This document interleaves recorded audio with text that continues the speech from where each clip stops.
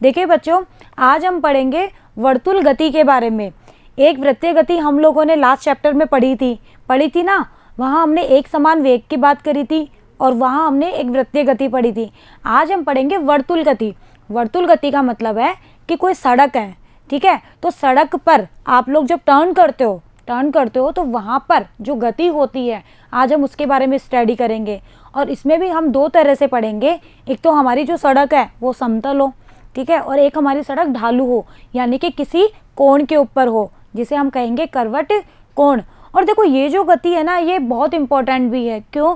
क्योंकि daily life में मतलब हमें पता होना चाहिए कि हमें इतनी स्पीड से ढालू सड़क पे चलना चाहिए, इतनी स्पीड से समतल सड़क पे चलना चाहिए। कुछ फॉर्मूले हम यहाँ डिराइव करेंगे, फिर हम देखेंगे कि एक वी मैक्सिमम वैल्यू हम निकालेंगे जो हमारे मतलब डेली लाइफ में बहुत काम आती है। ओके बच्चों, तो हेडिंग लगाइए वर्तुल गति। अब देखिए वर्तुल गति क्या होती है। किसी समतल सड़क या किसी ढालू सड़क पर कार की जो वर्तुल गति होती है उसे ही हम क्या कहते हैं, वो जो गति होती है वो वर्तुल गति कहलाती है। और ये जो गति है ना, ये हमारे गति के जो नियम है उनका एक एग्जाम्पल है। क्यों? क्योंकि आप लोगों ने देखा है कि जब कार में आप किसी पार्किंग पे या कहीं पर भी टर्न करते हो, ठीक है, एक सर्किल को टर्न करते हो, तो कार में बैठा व्यक्ति बाहर की ओर झुकता है ना, नोटिस किया है। फिर आप बाहर क्यों नहीं गिरते हो? ठीक है, क्यों नहीं गिरते हो? क्योंकि यहाँ पर एक बल कार्य करेगा जिसे हम कहेंगे अभिकेंद्रीय बल, और यहाँ पर अभिकेंद्रीय बल के रूप में हमें क्या प्राप्त होता है? घर्षण। ओके बच्चों, तो चलिए अब हम इसका कुछ डेरिवेशन पार्ट करते हैं। सबसे पहले हम बात करते हैं कि कोई घुमावदार मोड़ है। भाई आप जानते हो ना कि बहुत बार आप लोग भी ड्राइव करते हो, देखते हो कि कोई घुमावदार मोड़ आता है, सर्किल वगैरह जिसे आप लोग कहते हो। तो वहाँ पर अगर वहाँ पर सड़क समतल है तो कैसे गति होती है, और अगर वो ढलान पर है तो कैसे गति होती है, हम दोनों के बारे में पढ़ेंगे। और हम निकालेंगे कि हमें वहाँ पर किस अधिकतम वेग से चलना चाहिए कि हमें गिरे नहीं। भाई नॉर्मली मैंने आपको बताया था ना कि जब आप किसी सड़क पर टर्न करते हो सर्किल पर, तो कार में जो व्यक्ति बैठा होता है वो बाहर की तरफ झुकता है। बताया था ना मैंने कि वो बाहर की तरफ झुकता है, तो उसके अंदर की तरफ एक फोर्स कार्य करता है, ठीक है, और उसी फोर्स को मैंने कहा था अभिकेंद्रीय बल। और वहाँ उसे जो अभिकेंद्रीय बल मिलता है ना, वो कौन देता है? घर्षण बल देता है, जिसकी वजह से वो बाहर नहीं गिरता नहीं है ना, ठीक है।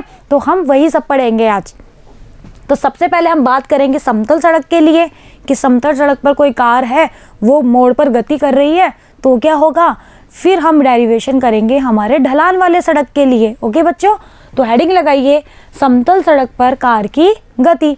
अब देखिए जैसे ये कोई समतल सड़क है, कार चल रही है और मान लो इसकी जो चाल है वो v है, और अब भाई ये घुमावदार सड़क पर चल रही है तो एक वृत्त बनेगा। तो मैंने मान लिया कि इसके सेंटर से दूरी किया, इसकी त्रिज्या कितनी है? r। तो आपको अच्छे से पता है कि यहाँ पर एक अभिकेंद्रीय बल काम करेगा। अभिकेंद्रीय बल होगा मतलब अभिकेंद्रीय त्वरण भी होगा। अभिकेंद्रीय बल, अभिकेंद्रीय त्वरण, ये सब हम लोग पढ़ चुके हैं। और हमें पता है कि अभिकेंद्रीय त्वरण कितना होता है? v²/r। और अभिकेंद्रीय बल कितना होता है? mv²/r। तो ये हमेशा केंद्र की ओर लगता है। ये भी मैंने आपको बताया था कि अभिकेंद्रीय जो बल होता है या जो त्वरण होता है उसकी दिशा हमेशा केंद्र की ओर होती है, और अपकेंद्रीय बल की बाहर की ओर होती है। ओके, तो ये हो गया है। तो मैंने इसकी डायरेक्शन दे दी अंदर की ओर। अब मैं इस डायग्राम को ऐसे बना लूँ कि हमारी कोई कार है जो चल रही है, तो बताओ इसके ऊपर नीचे से एक ऊर्ध्वाधर बल लगेगा, गुरुत्वीय बल mg, ये तो लगेगा ही लगेगा। एक अभिलंब बल भी काम करेगा। अब के बार अभिलंब बल इस mg के बिल्कुल ऊपर की तरफ है, क्योंकि अभी कोई एंगल नहीं है, ये आगे की तरफ चल रही है। तो यहाँ पर फ्रिक्शन क्या होगा? इसके टायर और जो ये सड़क है इसके बीच में एक फ्रिक्शन उत्पन्न होगा, और वो फ्रिक्शन क्या लगेगा? इसकी गति के विपरीत। ये तो हम पढ़ ही चुके हैं फ्रिक्शन में। चलिए अब देखिए यहाँ पर जो कार है उसके ऊपर 3 बल लग रहे हैं। मैंने इस ये डायग्राम था इसका सिंपल रूप यहाँ बना लिया। कौन कौन से 3 बल लग रहे हैं? एक तो इसके भार के कारण लगने वाला बल mg, एक अभिलंब बल n, ठीक है, जिसकी वजह से तो ये उड़ नहीं रही है, वरना उड़ने लग जाती ना। अगर ये बल इसको बैलेंस नहीं करता तो ये कार उड़ने लग जाती, सड़क पर थोड़ी टिकती। और एक ये आगे की ओर चल रही है तो ये फिसल नहीं रही है, इट मीन्स इसके ऊपर क्या काम कर रहा है? घर्षण कर रहा है ना। तो यहाँ पर 3 बल काम कर रहे हैं, ये और ये। बिल्कुल इसी तरह से आपको क्वेश्चंस में भी ऐसा ही फ्री डायग्राम बनाना है और फिर देखना है कि कौन कौन से बल काम कर रहे हैं, कौन कौन से बैलेंस हो रहे हैं। और देखना क्वेश्चन बहुत इजीली सॉल्व, मतलब आपको पता ही नहीं लगेगा क्वेश्चन कब सॉल्व हो गया, बस बलों को पहचान में आना चाहिए। जब कार एक समतल सड़क के मोड़ पर घूमती है तो हमने उसकी गति r त्रिज्या के वृत्त के चाप के समान मान ली, जो मैंने समझाई। यदि कार का मोड़ पर वेग, हम ये मान के चल रहे कि जब ये मोड़ पर घूम रही है ना तो वहाँ इसकी वेलोसिटी v है जो नियत है, मतलब चेंज नहीं हो रही है, तो कार पर अभिकेंद्रीय बल कार्य करेगा ही करेगा। भाई जहाँ भी मोड़ आ जाएगा वहाँ एक अभिकेंद्रीय बल तो लगेगा ही लगेगा। यह बल टायर तथा सड़क के मध्य, अब ये जो अभिकेंद्रीय बल यहाँ लग रहा है वो किसके रूप में लग रहा है, घर्षण के रूप में, क्योंकि मैंने बताया था कि अभिकेंद्रीय बल घर्षण भी हो सकता है, तनाव भी हो सकता है, ग्रेविटेशन भी हो सकता है, विद्युत चुंबकीय, ये सारे के सारे बल अभिकेंद्रीय के ही प्रकार हैं। तो यहाँ पर अभिकेंद्रीय बल कौन सा काम कर रहा है बच्चों, घर्षण बल। कार मोड़ पर बाहर की ओर फिसलने की कोशिश, भाई जब आप मोड़ पे चलोगे तो बाहर की तरफ टर्न करते हो, तो ये जो बल होता है घर्षण बल या अभिकेंद्रीय बल, ये अंदर की ओर लगता है। ओके, अब मैंने मान लिया कि μs जो है वो स्थैतिक घर्षण गुणांक है, तो n बराबर mg। अभी जो ये डायग्राम बनाया था ना पीछे वाला, मैं यही वापस बना देती हूँ। ये लग रहा था mg, ये था n और ये था हमारा केंद्र की ओर f। तो बताओ ये n mg से बैलेंस हो रहा है नहीं हो रहा, हो रहा है। f हमारा कितना है, अभिकेंद्रीय बल के बराबर, और अभिकेंद्रीय बल हम जानते हैं कितना होता है, mv²/r, जहाँ v इसकी वेलोसिटी है, r त्रिज्या है, और f हम ये भी जानते हैं कि μs × n भी होता है। तो बस ये वैल्यू पुट कर दी, f की जगह लिख दिया mv²/r, μs, और n की जगह लिख दिया mg। यहाँ से आ गया m से m कट गया, कितना आया, v²/r बराबर μs × g। यहाँ से निकाल लीजिए v की वैल्यू, v आ जाएगा √μs rg। और बहुत इंपॉर्टेंट फॉर्मूला है, आपको याद भी रखना है, ये फॉर्मूला क्वेश्चन करने के काम आएगा।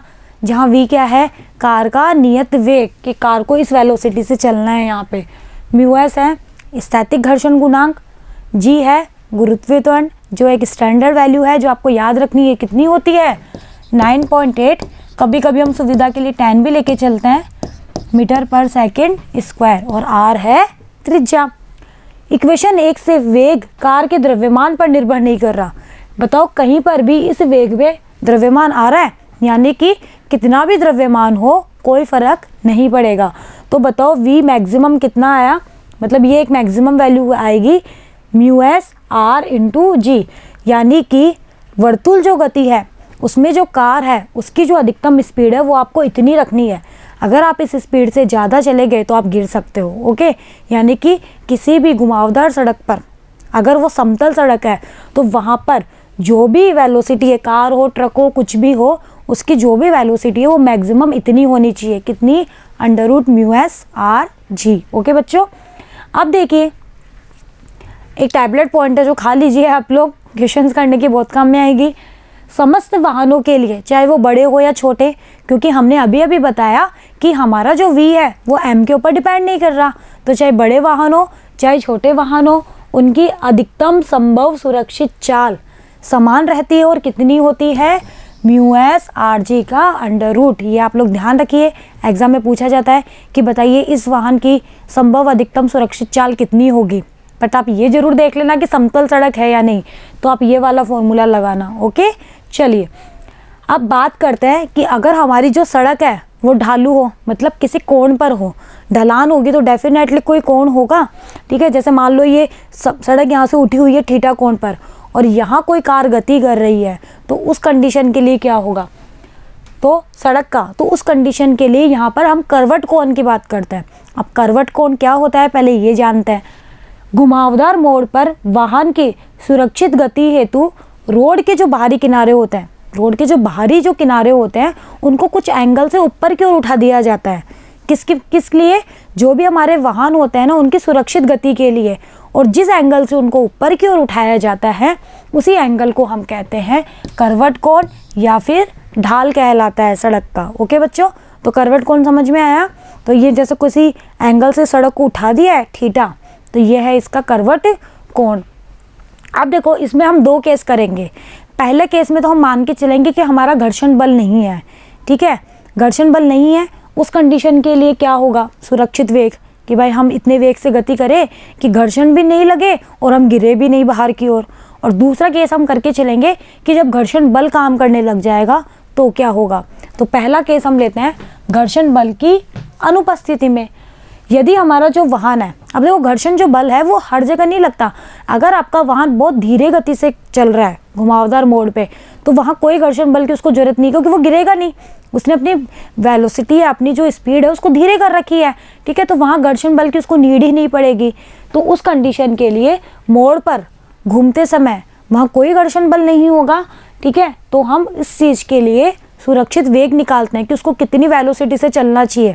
भाई हम कह तो रहे कि वाहन धीमी गति से चले, लेकिन कितनी धीमी गति से चले कि वहाँ कोई फ्रिक्शन काम ही ना करे। तो उसके लिए डायग्राम होगा ऐसा, जैसे मान लो ये कोई ढालू सड़क है जो थीटा एंगल पर है, बिल्कुल ये वही डायग्राम नहीं हो गया जो हमने फ्रिक्शन में करा था, कुछ ऐसा ही नज़र आ रहा है। अब देखो अभी लंबवत नीचे की ओर तो mj लगेगा, एन लगेगा इस पिंड के लंबवत, इतना तो आपको समझ में आ गया होगा। ये एंगल थीटा, यानी कि इसके अभिलंब से ये एंगल भी क्या होगा, थीटा। भाई हम ये थीटा मान के चलते हैं तो ये और ये समान, तो ये भी थीटा। तो एन का ये घटक तो हो गया एन कॉस थीटा, और एन का ये वाला घटक हो गया एन साइन थीटा। आपका जो भी ये लगेगा फ्रिक्शन, मतलब आपका जो भी अभिकेंद्री बल यहाँ काम करेगा, फ्रिक्शन तो है नहीं, वो क्या होगा mv²/r होगा, नहीं होगा। अब देखिए इस mv², इस अभिकेंद्री बल को तो कौन बैलेंस कर रहा है, आपका एन साइन थीटा वाला घटक। और जो नीचे की ओर जो हमारा ग्रेविटेशन लग रहा है उसको कौन बैलेंस कर रहा है, एन कॉस थीटा, ठीक है। तो बस अब यही चीज़ हमें लिखनी है कि एन और mg यहाँ पर लग गया, mv²/r को तो कौन बैलेंस कर रहा है, एन साइन थीटा, तभी तो वाहन सही से चल पा रहा है। और mg बराबर आ गया एन कॉस थीटा। इन दोनों इक्वेशन को एक दूसरे से भाग कर दीजिए। जब आप भाग करोगे तो आएगा mv²/r बटे mg बराबर एन साइन थीटा बटे एन कॉस थीटा। आ गया, साइन थीटा एन से एन कट गया, साइन बटे कॉस क्या होता है, टेन थीटा। देखो ये फॉर्मूले तो आपको याद रखने ही पड़ेंगे, सारे फॉर्मूले आपको याद रखने हैं, sine theta tan theta cos theta के, ठीक है। 1 + sin² थीटा बराबर cos² थीटा, ये वाले फॉर्मूले भी आपको पता होने चाहिए। साथ में इनकी वैल्यूज़ भी आपको पता होनी चाहिए, 0 से लेके 180 डिग्री तक इनकी क्या क्या वैल्यूज़ होती है। ये सब फिजिक्स में बहुत काम में आते हैं, है पार्ट मैथमेटिक्स का, लेकिन फिजिक्स में बहुत काम में आते हैं। तो ये सब आपको पता होनी चाहिए। वो एग्ज़ाम में आपको स्टैंडर्ड वैल्यूज़ कभी नहीं देगा, आप लोग कभी भी इस गलतफहमी में मत रहना कि आपको दे देगा वो आपकी अच्छी किस्मत है। नहीं दिया तो फिर अगर आपको याद नहीं है तो फिर आप कुछ नहीं कर पाओगे। तो यहाँ से क्या आ गया, m से m भी कट जाएगा, यह आ गया v²/r × g बराबर टेन थीटा। तो बताओ यहाँ से v मैक्सिमम कितना आ गया, इसका अंडर रूट कर दीजिए, कितना आ गया, v मैक्सिमम आ गया √rg टेन थीटा। यानी कि अगर आपका फ्रिक्शन काम नहीं कर रहा है, घर्षण बल नहीं है, तो उस कंडीशन के लिए जो भी वाहन चालक है उसको झुकाव वाले या करवट कोण वाली सड़क के ऊपर इतनी वेलोसिटी से चलना चाहिए, तब तो वो सुरक्षित चल पाएगा। इससे ज़्यादा चला तो वो गिर सकता है। ओके, तो कितना आ गया, √rg टेन थीटा, जबकि वो कितना था, μrg। कैसे आया दोबारा देख लीजिए, कुछ भी टिपिकल नहीं है, बस आपको इस डायग्राम को देखते हुए देखना है कि कौन कौन किससे बैलेंस हो रहा है। भाई अभिकेंद्रीय बल तो लगेगा ही लगेगा, लेकिन अब की बार यहाँ अभिकेंद्रीय बल घर्षण की वजह से नहीं लग रहा है, अभिकेंद्रीय बल खुद उत्पन्न हो गया क्योंकि ये किसी मोड़ पर गति कर रहा है। तो इसको तो बैलेंस कर रहा है एन साइन थीटा, और जो हमारा mg लग रहा है उसको बैलेंस कर रहा है एन कोस थीटा। बस दोनों इक्वेशन ली, दोनों को एक दूसरे से भाग कर दिया और v मैक्सिमम निकाल लिया। फॉर्मूला भी आपको याद रखना है। ओके, तो झुकाव वाले मोड़ पर अधिकतम सुरक्षित चाल कितनी होती है हमारी, √rg टेन थीटा। अब देखो केस सेकंड करते हैं। अगर आपका घर्षण बल आ जाए तो अब की बार आपका घर्षण बल उपस्थित हो गया। अब घर्षण बल कब आएगा, जब आप इतनी चाल इस वेग से ज़्यादा वेलोसिटी से चलोगे ना, तब अगर सुरक्षित चाल से अधिक गति से आपका वाहन गति कर रहा है तो क्या होगा, आप बाहर की ओर गिरने लगोगे।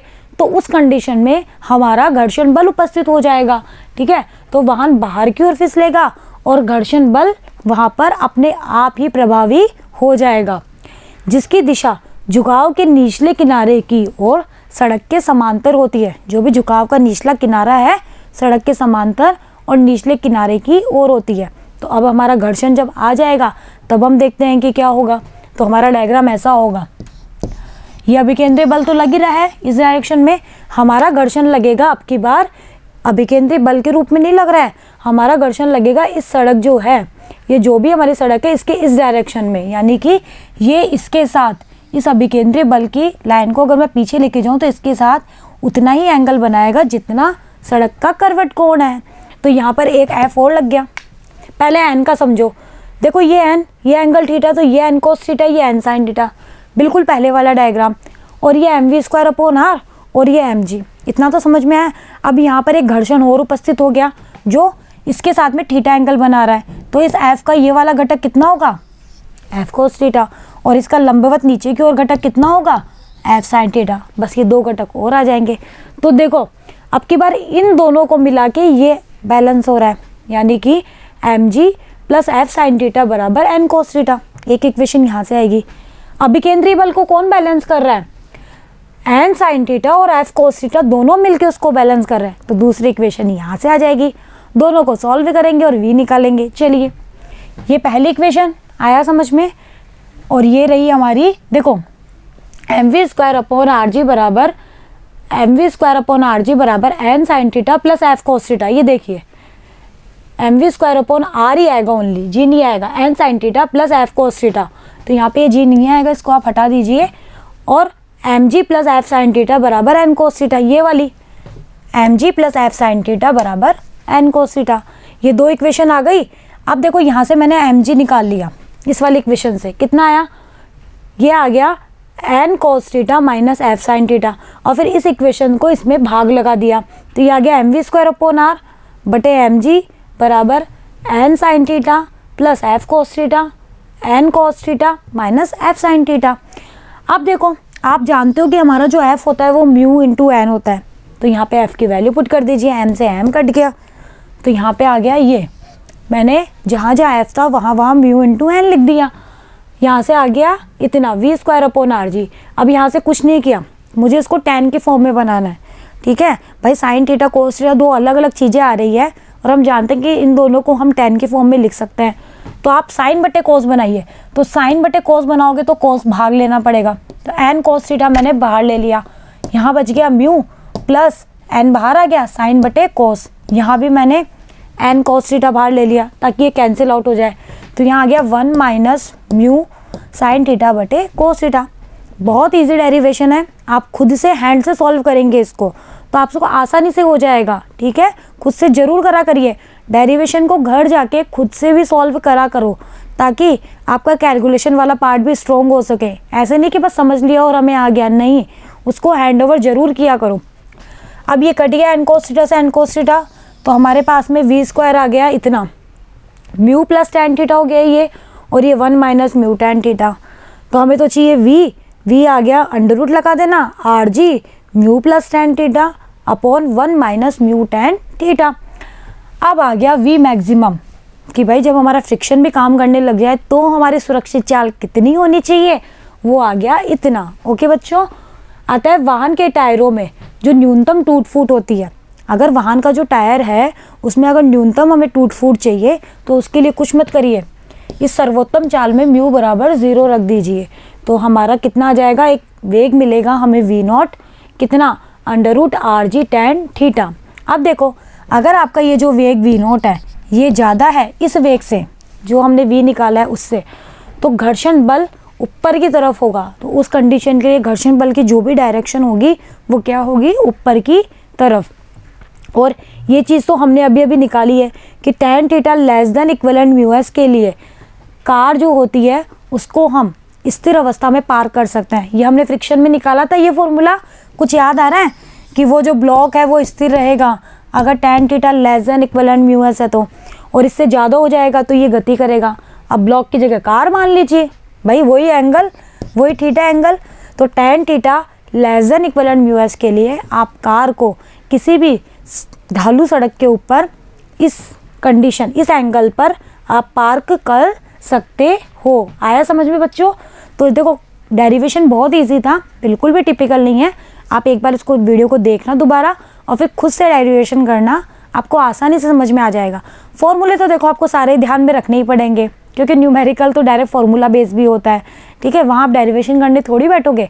चलिए अब देखो, एक है कि घूमते हुए प्लेटफॉर्म पर, कि अब प्लेटफॉर्म हमारा घूम रहा है, एक प्लेटफॉर्म है जो घूम रहा है, तो उस पर वस्तु का फिसलना।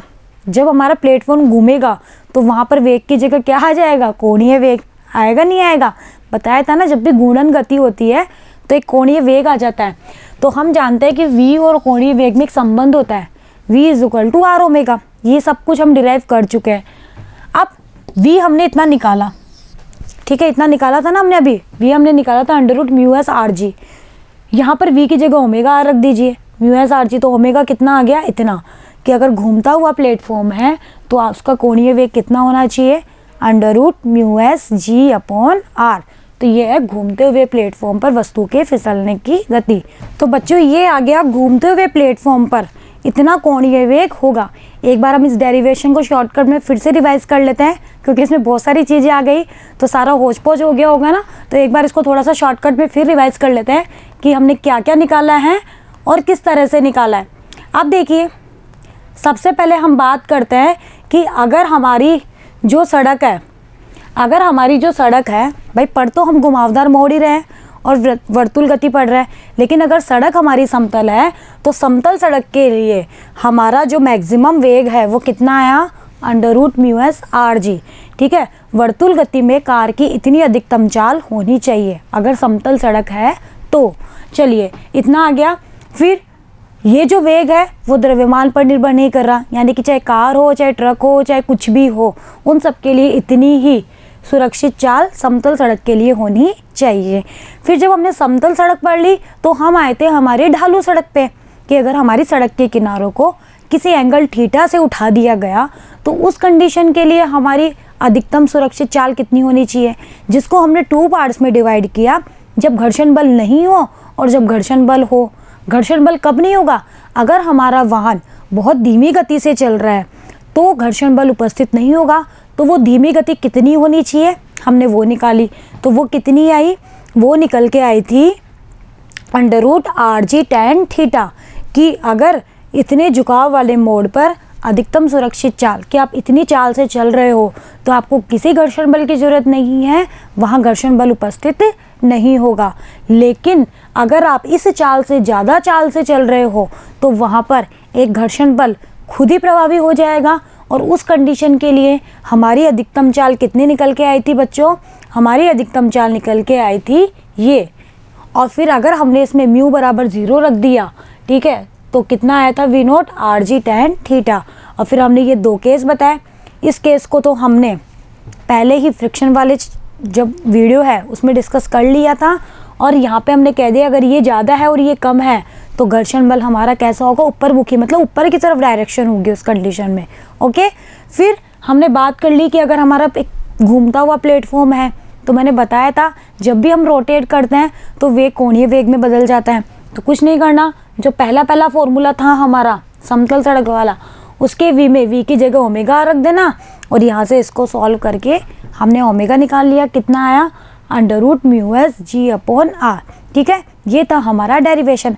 अब हम कुछ क्वेश्चन करते हैं जिसके थ्रू आपको समझ में आएगा कि हम कर क्या रहे हैं। मतलब मेनली हम जो ये पढ़ रहे हैं ना, हम जो अभी तक पढ़ रहे हैं ना, ये हम मैकेनिक्स पढ़ रहे हैं।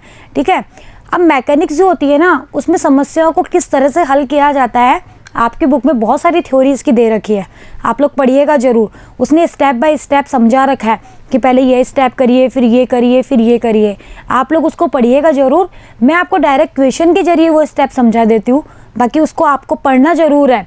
हो सकता है आपको उसमें कुछ और भी चीज़ मिल जाए। देखो, एक क्वेश्चन है कि दो ब्लॉक हैं जिनका द्रव्यमान दे रखा है 10, इसका भी 10। ठीक है, ए और बी 2 ब्लॉक है जिनके द्रव्यमान है 10 और 10। अब वो बोल रहा है कि इस तरह का डायग्राम दे रखा है कि ए वाले ब्लॉक के ऊपर बल लगाया गया है बाहर से, कितने न्यूटन का, 50 न्यूटन का बल उस डायरेक्शन में लग रहा है, इस वाली डायरेक्शन में। और दोनों ब्लॉक संपर्क में जिस सतह से हैं उस सतह का म्यू भी आपको गिवन है। और जो ये बी वाला ब्लॉक नीचे वाली सतह के संपर्क में है वो चिकना है, तो चिकने के लिए म्यू तो वैसे ही बहुत कम होता है ना। तो इस तरह से दे रखा है। अब वो बोल रहा है कि प्रारंभ में निकाय स्थिर है, कि जब ये निकाय रखे गए ना ये स्थिर है, तो घर्षण गुणांक क्षेत्र में, और इनका घर्षण गुणांक भी दे रखा है। तो वो बोल रहा है कि बताइए इन दोनों ब्लॉक का कितना त्वरण होगा, हमें ये याद करना है। अब देखो हम क्वेश्चन को किस तरह से करेंगे, हम स्टेप बाय स्टेप करेंगे, आप समझिएगा। सबसे पहले तो आप क्या करिए, फोर्स डायग्राम बनाइए। बताया था ना मैंने कि आपको जितने भी फोर्स उसके ऊपर लग रहे हैं आप उनका डायग्राम बना लीजिए, ठीक है।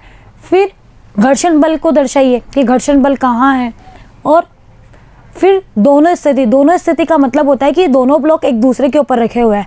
तो हम यहाँ पे दो कंडीशन लेके चलेंगे। वो क्या कि या तो ये दोनों ब्लॉक एक साथ गति कर रहे हैं, ठीक है, बल भले ही ए पे लग रहा है लेकिन दोनों एक साथ गति कर रहे हैं, या फिर दोनों ब्लॉक अलग अलग गति कर रहे हैं, ठीक है। हम दोनों कंडीशन लेके चलेंगे। लेकिन अब हम कैसे पहचानेंगे कि भाई ये एक साथ चल रहे हैं कि अलग अलग, तो उसको पहचानने का भी तरीका है, वो भी हम सीखेंगे, ठीक है। हम दोनों तरह के क्वेश्चन करेंगे, जब एक साथ गति कर रहे हो और जब अलग अलग गति कर रहे हो। तो अच्छे से समझिएगा, अगर ये क्वेश्चन समझ में आ गए तो बुक के क्वेश्चन तो बहुत ईजी है। सबसे पहला केस हम लेके चलते हैं कि हमने मान लिया कि ये दोनों साथ साथ चल रहे हैं। देखो आप कुछ मत करिए, सबसे पहले तो आप क्या निकालिए, आप निकालिए एफ मैक्सिमम, यानी कि घर्षण बल का सीमांत मान। क्योंकि आपको अच्छे से पता है कि घर्षण बल के सीमांत मान से ज़्यादा अगर एफ का मान हो गया तो जो गति है वो हमारी प्रारंभ हो जाती है ना। तो हम क्या करेंगे, पहले एफ मैक्सिमम निकालेंगे। एफ मैक्सिमम क्या होता है, म्यू इंटू एन। म्यू कितना दे रखा है, 0.5, और एन होता है अभिलंब बल, और ये एन जो है वो mg के बराबर। भाई यहाँ पे कोई कोण की बात नहीं हो रही है, तो एन बराबर mg यानी कि ma। m कितना है, पहले a की बात कर रहे हैं, a के लिए m है 10 और g को 9.8 हम लोग अपनी सुविधा के लिए 10 मान के चल रहे हैं। जब आपने इसको सोल्व किया तो आपके पास में f मैक्सिमम आ गया कितना, हमारे पास में f मैक्सिमम आ रहा है 50 न्यूटन। ये है हमारा घर्षण बल का सीमांत मान। और बताओ a के ऊपर बल कितना लग रहा है, 50 न्यूटन। ये 50 न्यूटन वो नहीं है जो हमने निकाला है, ये तो है घर्षण बल का सीमांत मान। और ये है जो कोई व्यक्ति ए के ऊपर लगा रहा था, 50 न्यूटन, ठीक है। अब देखो इसे ए के ऊपर बल इस डायरेक्शन में लग रहा है तो इसकी गति के विपरीत इसके ऊपर तो यहाँ लगेगा, और इसके ऊपर फ्रिक्शन कहाँ लगेगा, इधर की तरफ जिधर ये चल रहा है, ठीक है। अब देखिए हमने एफ मैक्सिमम निकाल लिया, इतना आ रहा है। अब हमारा एफ बराबर एम ए, साथ साथ गति करे, मतलब ये कि एफ बराबर हमारा क्या होता है, एफ बराबर हमारा होता है एम ए। अब देखो यहाँ से हम क्या करेंगे, जो भी हमारा एफ है उसको हम एम ए के बराबर रखते हैं साथ साथ गति के लिए। भाई दोनों ब्लॉक साथ चल रहे हैं, तो यहाँ से आप लोग ए निकालिए। सबसे पहले क्या निकालिए, ए क्या हो जाएगा, ए हो जाएगा एफ बटे एम। एफ बटे एम होगा, ए होगा एफ बटे एम। एफ कितना है 50 और ए कितना आएगा, दोनों ब्लॉक साथ में गति कर रहे हैं, इसका मतलब इनका जो भी द्रव्यमान होगा वो दोनों का जोड़ के होगा। तो एम कितना आएगा 10 + 10। क्यों किया, क्योंकि हम मान के चल रहे हैं कि हमारे दोनों ब्लॉक साथ में गति कर रहे हैं ना, इसलिए हमने दोनों के द्रव्यमान को जोड़ा। तो यानी कि दोनों इतने त्वरण से यहाँ बराबर आएगा। जब आप इसको सॉल्व करेंगे तो ये आएगा 2.5 मीटर/सेकंड², ठीक है। अब देखो दूसरा हम निकालते हैं घर्षण बल। अब हम बी के लिए जांच करते हैं, भाई बी के लिए कितना घर्षण बल हमें चाहिए कि ये ए के साथ गति करे। देखो बी के लिए घर्षण बल निकालते हैं, किस तरह से निकालेंगे, एफ बराबर म्यू इंटू एन। अब यहाँ म्यू तो है नहीं क्योंकि बी जो है वो चिकनी सतह पर रखा हुआ है, तो आप उस फॉर्मूले से तो निकाल नहीं सकते, लेकिन एफ बराबर एम ए से निकाल सकते हैं। भाई इसके ऊपर जो भी बल लग रहा है वो एम ए, इसके बाहर का वजह से। ए क्या होगा, हम मान के चल रहे हैं कि दोनों साथ गति कर रहे हैं, तब ए है 2.5। एम कितना है बी का 10, त्वरण कितना है 2.5, तो कितना आ गया 25 न्यूटन। यानी कि बी को 25 न्यूटन बल अगर इसके ऊपर लग रहा है तब तो ये ए के साथ गति करेगा, ठीक है। अब देखो 25 न्यूटन बल की आवश्यकता है जो इस उपलब्ध बल से कम है। जो भी हमारा उपलब्ध बल है 50 न्यूटन, ठीक है, उससे क्या है, कम है। तो इसको क्या करना पड़ेगा, इस ए के साथ ही गति करनी पड़ेगी, क्योंकि इसको तो 25 न्यूटन बल ही चाहिए। भाई अगर 50 न्यूटन, अगर मान लो इसकी वैल्यू आ जाती 52, 53, तो हम तो बल लगा रहे थे इसके ऊपर कितना 50 न्यूटन का, और इसकी वैल्यू आ गई 52, यानी कि ये इसके साथ गति नहीं करता क्योंकि इसके ऊपर फोर्स ज़्यादा है, तो ये अलग अलग गति करते। थोड़ा समझिए कॉन्सेप्ट को। हालांकि क्वेश्चन मतलब थोड़ा सा हायर लेवल क्वेश्चन है, लेकिन अगर ये क्वेश्चन समझ में आ गया ना तो मतलब इजीली क्वेश्चंस कर लोगे। इसका जो बल है वो आप जो बल लगा रहे हो 50 न्यूटन, उसके कंपेयर में ये कम है। इट मीन्स इसको ए के साथ ही चलना पड़ेगा, और जब ये ए के साथ ही चलेगा तो बताओ दोनों एक समान त्वरण से चलेंगे नहीं चलेंगे? चलेंगे। तो बताओ त्वरण कितना आ गया दोनों का? 2.5 मीटर पर सेकेंड स्क्वायर। ओके, दोबारा समझिए इसी क्वेश्चन को। देखो कुछ नहीं करना, आपको त्वरण ज्ञात करना है। हम मान के चल रहे हैं कि दोनों साथ साथ गति कर रहे हैं। सबसे पहले तो आप क्या करिए, एफ का मैक्सिमम मान निकालिए, एफ एस मैक्सिमम। वो हमने निकाला जहाँ पर n m g, m a के बराबर होगा, एम होगा ए का, क्योंकि ए और बी के बीच जो सतह है उसका म्यू है, इसलिए ये आ गया 50 न्यूटन। ठीक है, यानी कि हमारा जो बल है वो इतना है, एफ जो है वो हमारे लगाए गए बल के बराबर है। ठीक है, अब यहाँ पर हम साथ साथ गति कर रहे हैं तो हमने इसका त्वरण निकाल लिया, एफ बराबर एम ए से, सिंपली ये निकाल लिया। अब हम ये देख रहे हैं कि बी के लिए जो भी घर्षण बल है कि भाई बी को कितना घर्षण बल चाहिए, तो बी जो है चिकनी सतह पर है तो म्यू एन से तो हम निकालेंगे नहीं, तो फिर फॉर्मूला कौन सा बचा यहाँ पे? एम ए का। तो यहाँ से निकाल लिया, भाई इसको तो 25 न्यूटन बल ही चाहिए। ठीक है, इसलिए इन दोनों के त्वरण क्या होंगे? समान, क्योंकि इसको 25 न्यूटन बल ही चाहिए, जबकि लग कितना रहा है? 50 न्यूटन। तो उस बल से इसका मान बहुत कम है, इसलिए इसको बेचारे एक के साथ में ही गति करनी पड़ेगी। और जब दोनों साथ साथ गति करेंगे तो दोनों के त्वरण भी क्या होंगे बच्चों? समान होंगे। और कितने होंगे? 2.5 मीटर पर सेकेंड स्क्वायर। अब एक क्वेश्चन करते हैं, यानी कि आप ये नोट ध्यान रख लीजिए बस। अगर आपका आवश्यक बल जो एफ है वो उपलब्ध बल से ज़्यादा है, आपका आवश्यक बल ज़्यादा है और आपका उपलब्ध बल कम है, तो साथ साथ नहीं चलेंगे। यानी कि उपलब्ध बल क्या? जो आप बाहर से लगा रहे हो, कैपिटल एफ, और आवश्यक बल क्या? आपका फ्रिक्शन।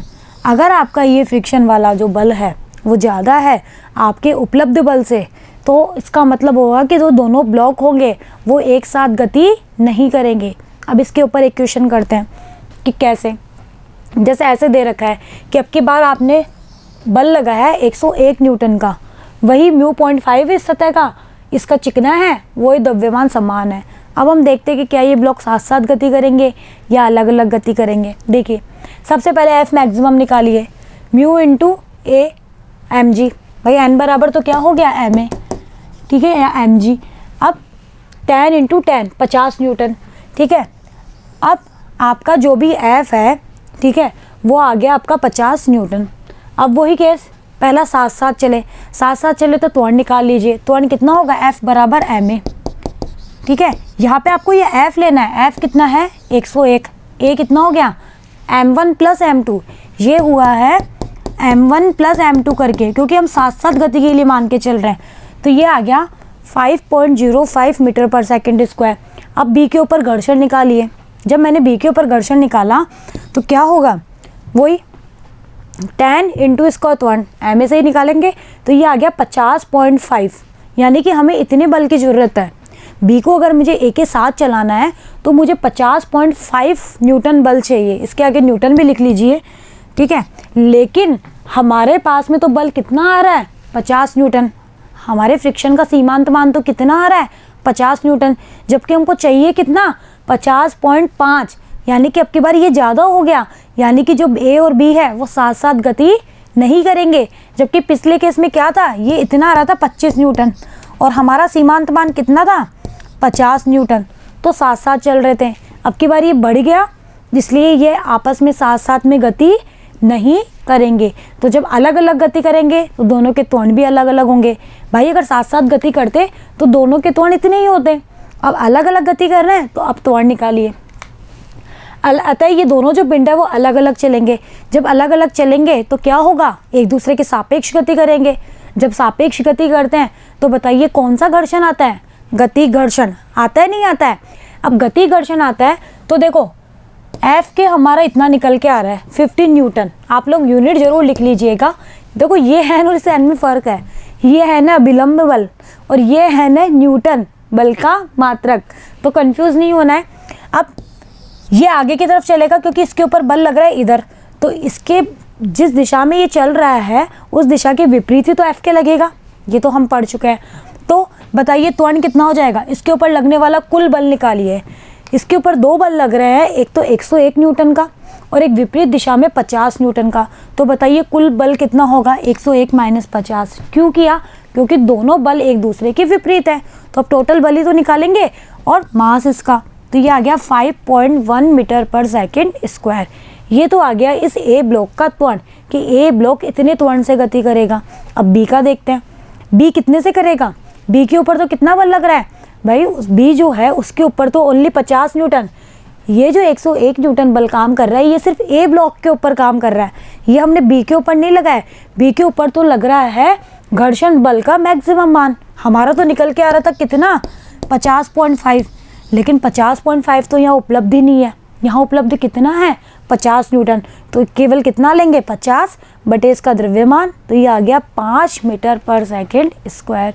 अब यहाँ से एक चीज़ और देखने को मिल रही है कि हमारा जो ए ब्लॉक है उसका त्वरण तो है ज़्यादा और बी का है कम, क्योंकि हमने ए के ऊपर फोर्स लगाया है, क्योंकि जो हमारा बल लग रहा है वो ए के ऊपर लग रहा है, इसलिए इसका त्वरण भी ज़्यादा होगा नहीं होगा। तो कुछ समझ में आया। तो आप लोग ये चेक कर लेना हमेशा कि नीचे वाले ब्लॉक पर कितना फ्रिक्शन लग रहा है और आपके फ्रिक्शन का सीमांत मान कितना है। अगर आपके फ्रिक्शन का सीमांत मान नीचे वाले ब्लॉक के फ्रिक्शन से ज़्यादा है तब तो उसको इसके साथ ही चलना पड़ेगा, लेकिन अगर नीचे वाले ब्लॉक का फ्रिक्शन ज़्यादा आ रहा है और आपका सीमांत मान कम है तो दोनों अलग अलग गति करेंगे और दोनों का त्वरण भी अलग अलग होगा और हम इस तरीके से निकालेंगे। ओके बच्चों, तो इसी के साथ ही आपका जो ये चैप्टर है वो ख़त्म होता है। इसमें मैं बोल रही हूँ आपको कि जो यांत्रिकी की समस्या को हम कैसे हल करते हैं, मैंने तो आपको क्वेश्चन के जरिए समझाया है।